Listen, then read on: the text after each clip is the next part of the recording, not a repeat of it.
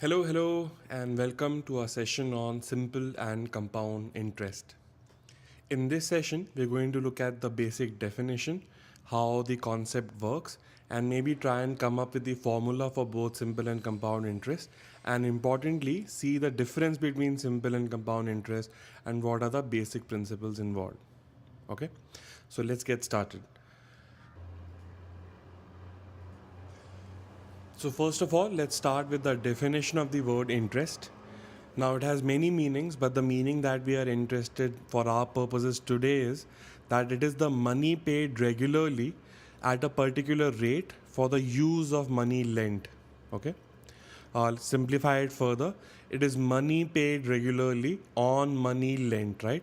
So, let's say when you're lending someone some money, uh, after some time, not only they are supposed to give you your original money back, they should pay you some extra money also, right?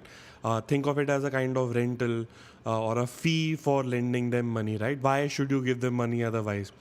So this interest is the money paid on for the use of money lent. Now the other part of it is money paid regularly. That could be yearly or 6 monthly or monthly or daily, depending on what your terms of agreement are, and at a particular rate, right? Now, rate means in terms of percentage or a ratio or what proportion of something. So there's not going to be a fixed amount for example, if you lend someone 1,000 rupees and when you lend someone some 10 lakh rupees, you can't charge them the same amount of money, right? But you can charge them at the same rate. So let's say your rate is 10%. So whether it's 1,000 or 1 lakh, you need 10% extra. Whatever money you give them, you need 10% extra. Okay, so that's the basic idea of interest. It's a rental on money, it's a fee on money, and there is a rate involved. Okay, so let's say to further understand the idea, let's move to an example, a case study of sorts. So this is you, and that is your bank. The character in blue, and that area is your bank. So let's say you have $100 or 100 coins of gold or 100 rupees, whatever your currency might be, and that is the original amount of money that you have, right? Now, it is also called principal when we're talking about simple interest and compound interest. The technical or the official term for the original money is the term principal, right? So now what you do is you go to the bank and you deposit this 100 rupees or $100 with the bank, okay? And then you leave the bank and then you go on a holiday for 1 year, okay?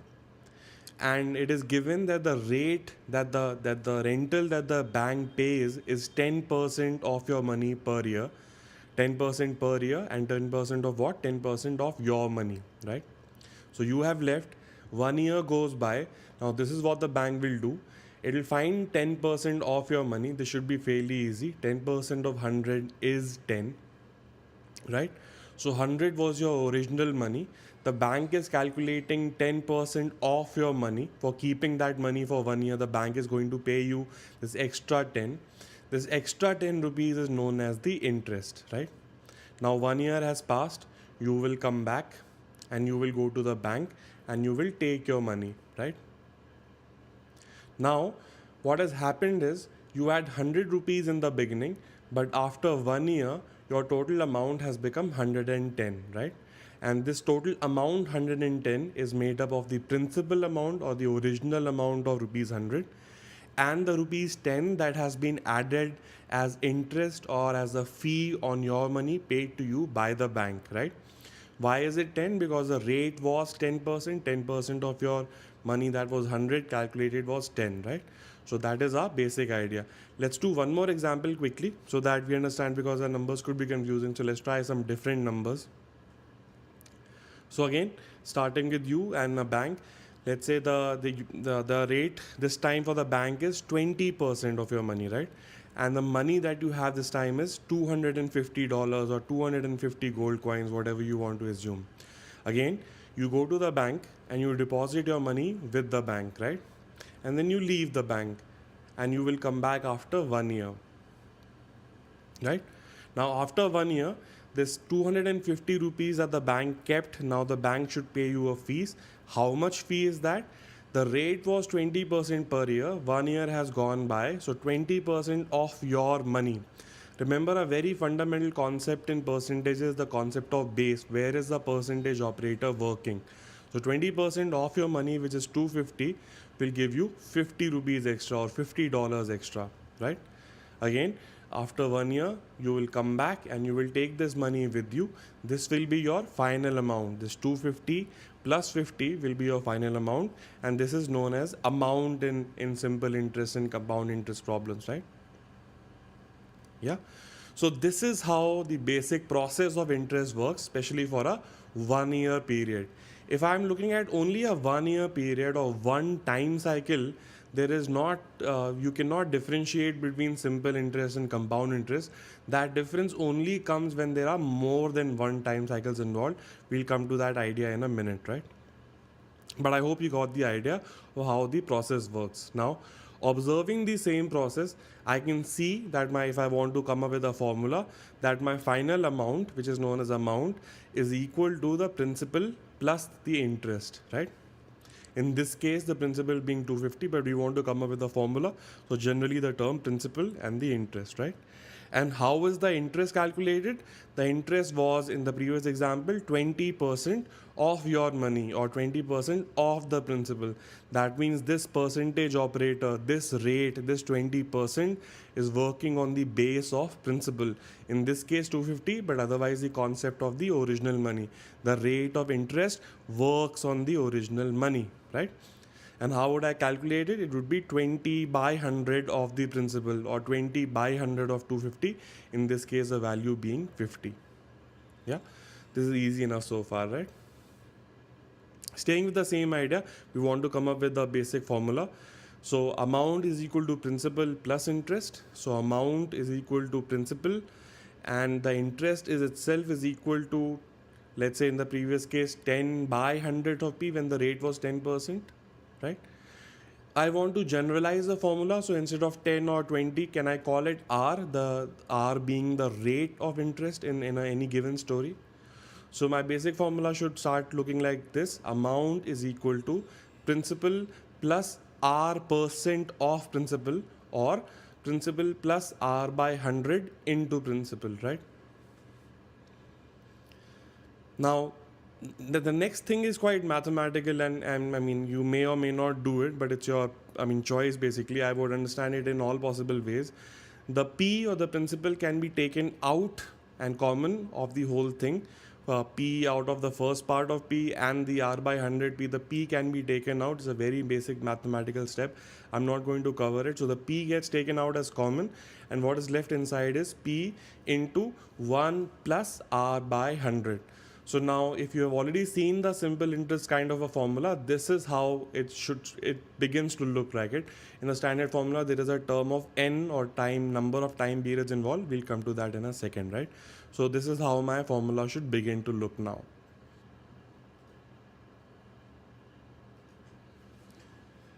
Another way of looking at it is by looking at the same numbers, let's say of 10%, and our formula being amount is equal to P into 1 plus 10 by 100. Now if I solve this 1 plus 10 by 100, it becomes 110 by 100, or 11 by 10, right? Which, if I interpret it in language, also means that principal is essentially increased by 10% after 1 year to get to the value of amount, right? Or there's a multiplying factor of 11 by 10 for P, which takes you to the amount, and a multiplying factor of 11 by 10 means an increase of 10%. Or amount is 10% more than the principal, right? So that's why, I mean, a very clear understanding of percentages can go a long way in terms of building further speed in these kind of questions. So please go through the percentage and application videos.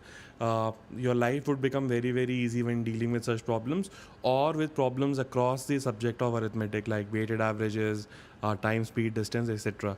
So do go through the percentages an applications video, so that using of multiplying factors and understanding this more than or increase of 10% or a decrease of 10% should become fairly easy. Click on the link to go to those videos.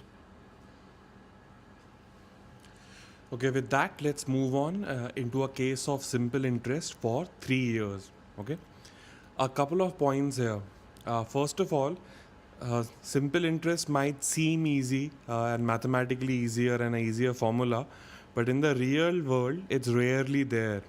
For example, if you go to a bank and deposit some money for a couple of years or maybe 5 years, the way the interest will be generated is compounded, right? So, simple interest is actually not there in the real world or not there too much. And more often than not, let's say the interest on your credit card payment or the interest you have to pay the government if you're late on something, or the interest that you're getting on your savings in your bank account, all of them work in a compounded manner. So simple interest is a off case, but this is how it goes. Okay, so let's say, going back to our same story, you have 100 rupees and this time you're depositing it in the bank for 3 years. Okay, so you go to the bank and you deposit the money and then you leave, right? So we'll see what happens step by step after each year. Okay, so after the first year, the rate is 10% and the principal is 100. So 10% of 100 will be calculated and the interest generated will be rupees 10, right? So that is exactly like what we did earlier. So what's new? Now 100 rupees was the principal. Now what happens in the case of simple interest is, across the time period or over the time period, the principal remains the same. Now, this is the fundamental difference between simple interest and compound interest. That in compound interest, the principal keeps changing. The interest is added to the principal and a new principal is generated. But in the case of simple interest, nothing like this happens. It is, as the word says, very, very simple. So the rate again works on the same 100 rupees, and for the second year or after the second year, another 10 rupees would be generated. How? 10% of 100 again is 10, right? Now after 3 years, what will happen? Again, the idea being that in simple interest, the principal remains the same. The original money keeps acting as the principal. The rate of 10% would work on this 100 rupees again or $100 again, and again generate 10 as the interest for the third year. Now you will come back after 3 years and take away all your money. So what will you get? You will get your principal back, that is 100 rupees, and you will get 30 rupees extra, right? 10 for each year, right? So my amount is my principal plus the interest for the first year, plus the interest for the second year, plus the interest for the third year, right? Now, because the rate was constant across these 3 years, and which is more often than not the case, you get the same rate of interest for a few years, you also see that the amount of interest generated is also the same. So this is also an insight or a shortcut that you can use. So for example, if you know that in 5 years total simple interest generated is 100, you know each year 20 was generated given that the rate was same, right? Or anyway, just an observation for now. When we do more, when we start solving problems, we'll come to these observations and using them in problem solving. For now, just notice that the interest amount is the same for each year, and that is also because the rate is same for each year, right? And the principal also acting the same, principal being the original, right? So this is how fundamentally simple interest works for a multi-year period.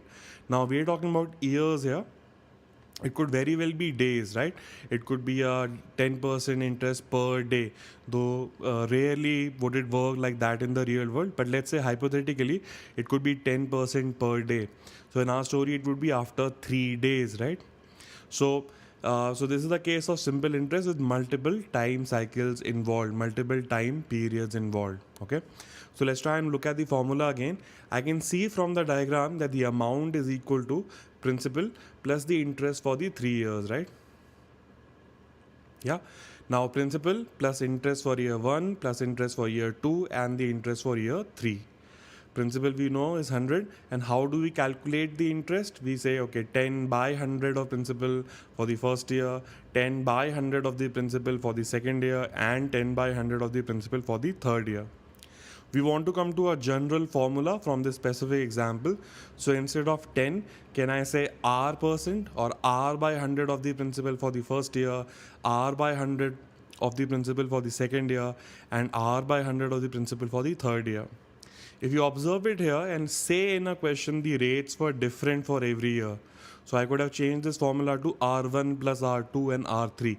R1 being the rate in the first year, R2 being the rate in the second year, and R3 being the rate in the third year, right? So I hope you get the idea. And again, we're looking at the same idea that amount is equal to principal plus interest, and interest is R% of the principal. Now, the only difference is being that in simple interest the principal remains the same for multiple time periods, right?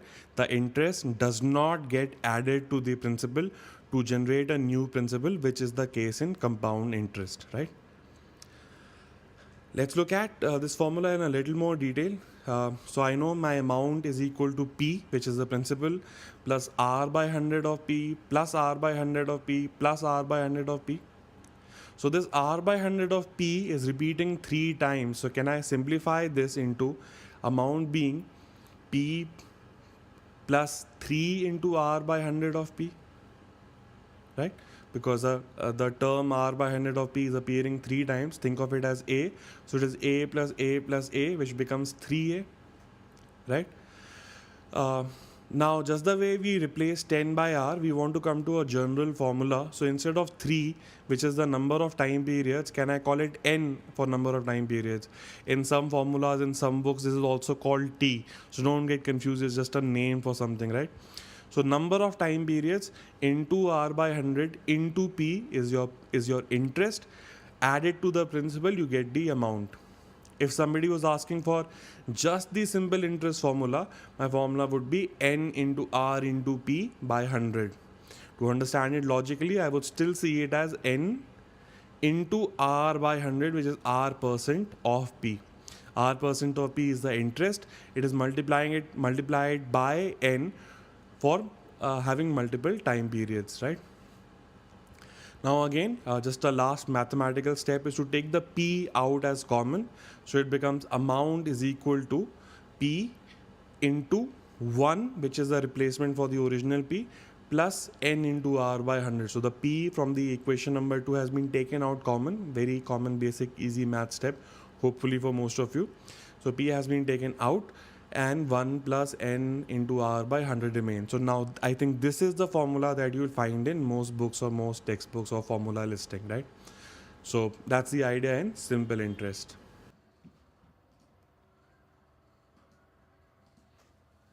Okay, so let's look at another way of interpreting this formula or another way of using this formula. So we know that amount is equal to P or principal into 1 plus R into N by 100, right? We just saw the formula. But instead of R and N, let's put 3 and 10. 10 being the rate of interest, 10%, and 3 being the number of time cycles or 3 years, right? So this, the entity inside the bracket can be solved to or can be rewritten as 1 plus 3 into 10 by 100 would become 130 by 100 if you solve it for yourself. 1 can be written as 100 by 100. 100 by 100 plus 30 by 100 becomes 130 by 100, right? Or 13 by 10. Which means that principal is increased by overall 30% after 3 years. That is 10% for each year. In the case of simple interest, for 3 years is the same as saying 30% overall of the principal, right? So I hope you get the idea. Or another way of saying is amount is 30% more than the principal, right? Again, let me repeat the idea that having a control over your percentage process or knowing percentages and ratios well will add extra speed to your simple interest, compound interest kind of problems.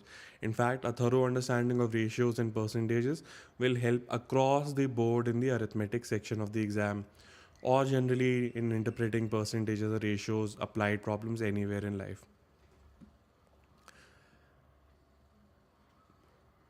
Moving on, so let's move to compound interest now. Let's look at one example of compound interest and try and come up with a formula and an understanding of what is happening in the case of compound interest. So let's again start with you and a bank. So you go to the bank and you deposit your money and you leave your money with the bank, right?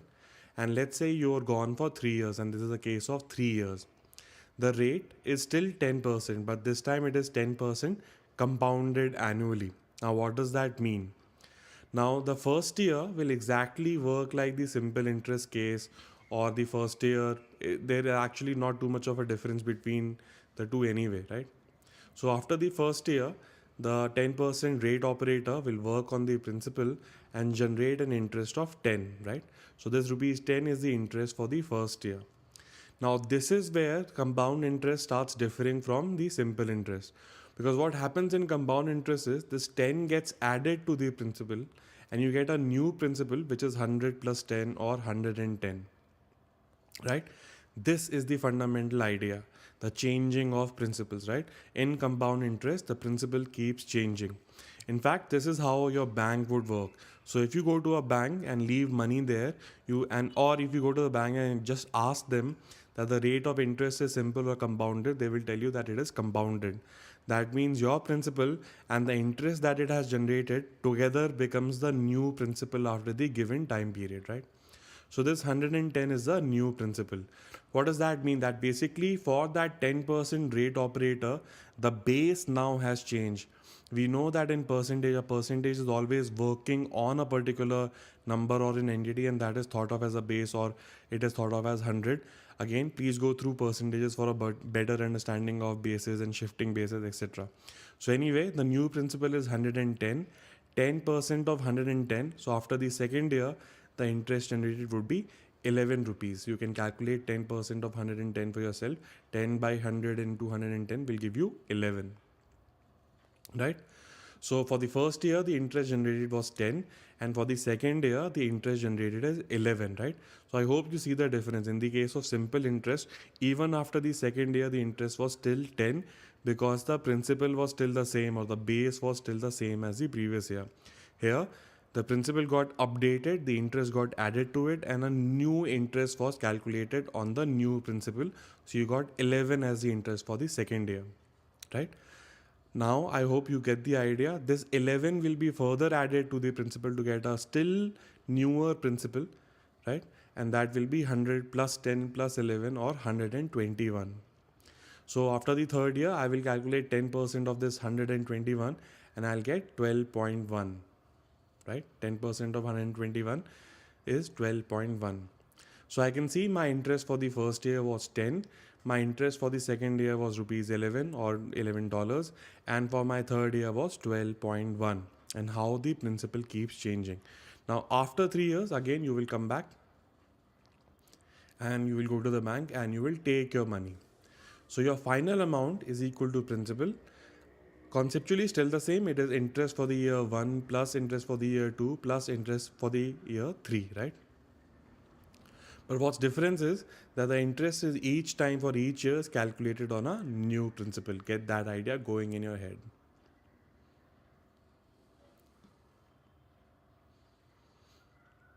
Okay, another way of looking at it is that after first year, or when we started off with the principal, and after the first year, it got multiplied by 110 upon 100, or it got increased by 10%, which is the same as saying it got multiplied by 110 by 100. Yeah. If this idea is troubling you that how did we come to this so quickly, again, going through the percentages module will be a very, very good idea. So after 1 year, this is what is our amount is, right? If I had only gone for 1 year, this would be a final amount, right? The idea being the same, this amount becomes the new principal, or P dash. Let's call it P dash symbolically. Okay.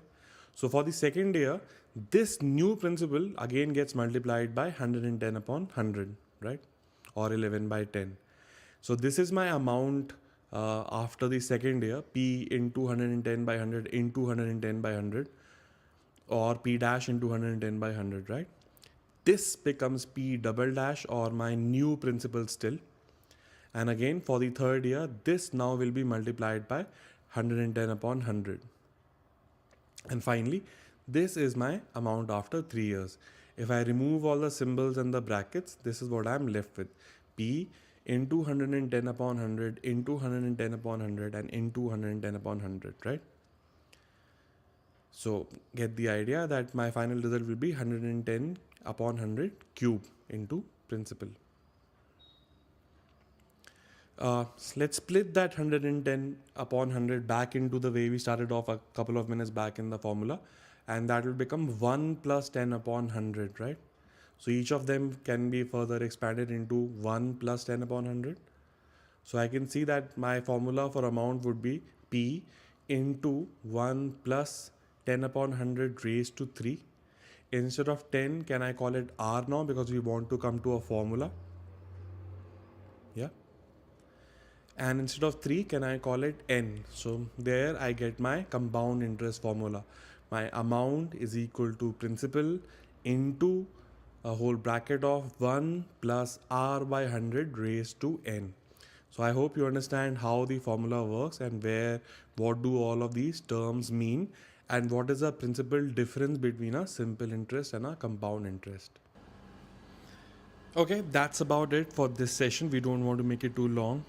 In the next session, hopefully, we'll look at a few problems and try and solve a few problems and use our formulas and or our insight to solve them quickly. Okay. If you have any specific percentage SI, CI problems, drop them in the comment section. I'll try and use them for the next session. Okay. So that's it. See you soon. I'm leaving you with the animation for both SI and CI. Remember the basic difference being the base is the same, the base is not the same. Keep repeating it like a mantra. The base is the same, the base is not the same. See you soon.